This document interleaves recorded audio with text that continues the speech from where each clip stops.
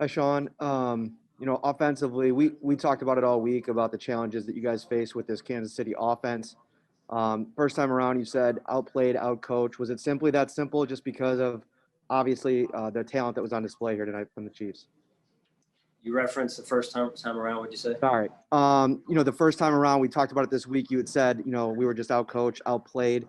Was that kind of the case again tonight? Because it seemed like the talent level on their offense was just it was apparent. Yeah, I mean, listen, we didn't get the result we wanted to tonight. Give the credit where credit's due. They played a really, really good game. We got a lot of speed. But this is a learning experience for us. That's how you have to look at it. We had a great season and came up a little bit short tonight, and it's a great football team on the other side here.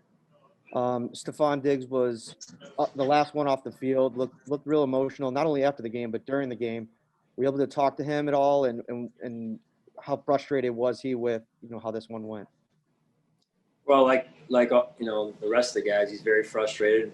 He's a heck of a competitor, and as are the guys in our locker room, and it stings. I mean, to get this far, sometimes the further you go, the harder it is to lose, and so it's again a learning experience for us as an organization, and we've got to obviously get back to work here. Thanks, Sean. Hey, Sean, we've heard a bunch of guys already talk about how they're going to use this as motivation and fuel, and they're going to remember this feeling heading into the offseason. Just what are some of your biggest takeaways and things that you can take away from this season and everything you guys accomplished? Yeah, I mean, this is a heck of a season. Whenever you get this far, a lot has gone into this season, a lot of sacrifice because of the type of year it is, in particular because of the type of year it's been. And guys stayed together. They love one another. They played hard for one another, and this has been a heavy lift since day one. And I can't thank everyone at home enough for their support in the Bills organization and outside the Bills organization. Because this was not done just by one person, obviously, for how far we've come, and it's a major step for our organization.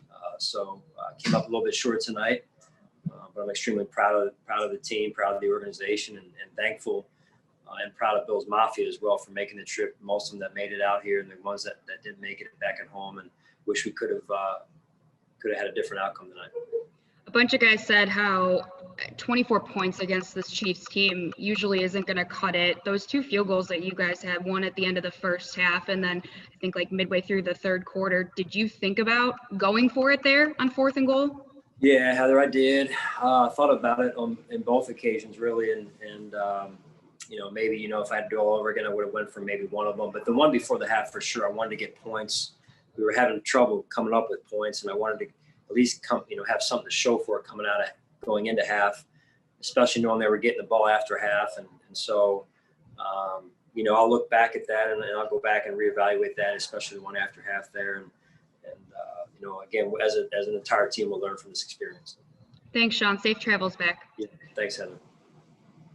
Yes, good evening, Coach McDermott. George Radney, Challenger Community News. Congratulations on a good season, overall good season. But tonight, my question is, was there serious consideration for Kenny Stills replacing either John Brown or Gabriel Davis? Because it looked like both of them, due to injuries, just didn't have their legs tonight. Yeah, we gave that long and hard consideration, especially during the week with Gabe's situation. And then listened to our medical team, and they felt like Gabe was ready to go. And look, at the end of the day, really appreciate what Kenny's done since he's been here, and it felt like if it was close, I wanted to give the guys that have played through the season the chance to play tonight too, and so that's what we did. Oh, you wanted to get the veteran? Okay, it wasn't. I was thinking with Kenny Stills with being a veteran player. No, I didn't say veteran. I didn't say veteran. I said the guys that had played for us during the season. Even though they were a little bit banged up, we evaluated them before the game, and I listened to our medical team. They said they'd be ready to go and be fine, and that's what we went with. All right, and last question. Do you think you might have been able to, because it looked like you were running the ball, had some success with running the ball. Do you think, looking back at it, might have wanted to run the ball a little more tonight? Well, it depends on how you look at it. I thought there were times when we did get a little bit of production running, but not enough overall. Obviously, we got to possess the ball in order to keep their offense off the field, and you can't end up in second down and long, third down and long situations because of the way they play. All right, thanks a lot, Coach. Take care. All right, thank you. Hey, Sean. I remember last time, after the Houston game, you said with Josh, maybe it got a little bit away from him. He was trying to do too much down the stretch in that game. Do you feel like that was at all happening in the second half of this game for Josh, where he was, maybe playing a little outside of himself? Yeah, at times maybe perhaps Joe, there was a couple of times where he extended the play a little bit, maybe too long instead of throwing the ball away. Josh is a heck of a competitor, and so I love that about him. I think he'll continue to take more steps now being in this setting tonight, and that's why it's so critical we were in this setting.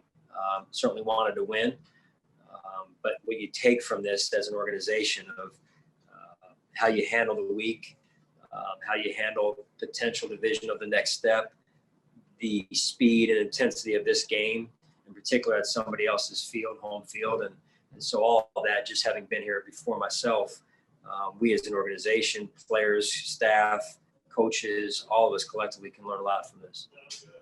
Knowing all the progress that he's made this year and how hard he puts these losses on himself, what do you say to Josh after a game like this when it's really raw?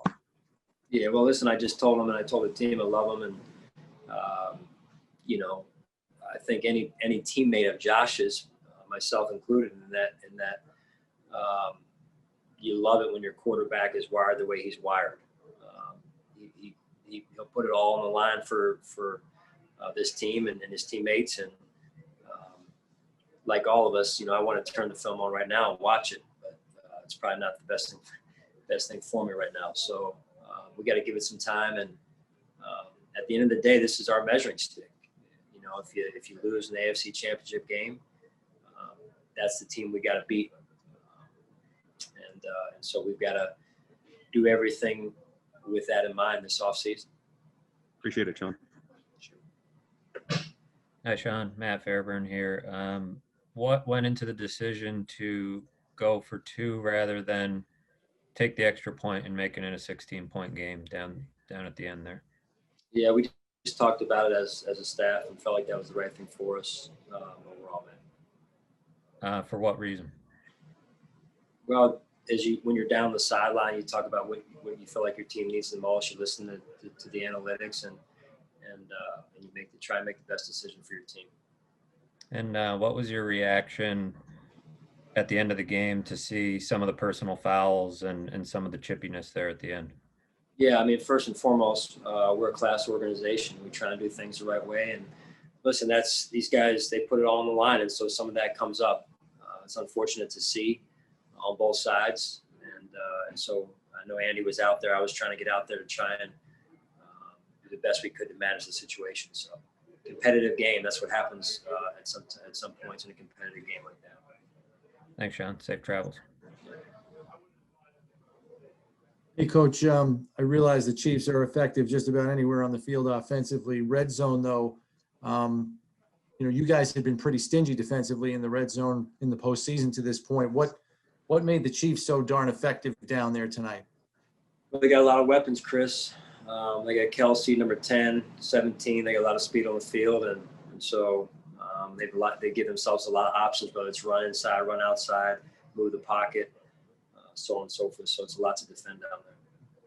And then just with respect to Kelsey specifically, is he's just that elite? It's just an elite guy that you just have to try to slow down because nobody's really been able to stop him all year. Is it just a matter of trying to at least just try to slow down an elite talent, just a special player? Yeah, they've got a couple of unique guys like that. Number 10 is the same way, and 87. So, obviously we've got work to do this off season in more ways than one. Thanks, Coach. Hell of a season. Thank you. Thanks, Sean. Adam Benini. What adjustments defensively did you try to make in this game? Yeah, we talk just like we do every game, Adam, and do the best we can to try and put the players in position, make adjustments at halftime. Sometimes those adjustments are obvious by the difference in the game in the second half, and sometimes they're not. And so I can tell you we tried to make some adjustments. We went to some man coverage a little bit more because they were hitting the ball underneath on us a little bit, and then you see the explosive pass play to Tyreek Hill. I think it was in the third quarter there. And I just wanted to ask you specifically about Kansas City secondary tonight. From where I sat, that looked like the best coverage Josh and the offense had faced all season. Well, they're certainly physical. They're very handsy defense. They did a good job of mixing some things up. They pressured us quite a bit. They've got a couple of veteran safeties that do a great job disguising in terms of what they're in, coverage-wise and pressure-wise. And so, again, give them the credit. Thank you.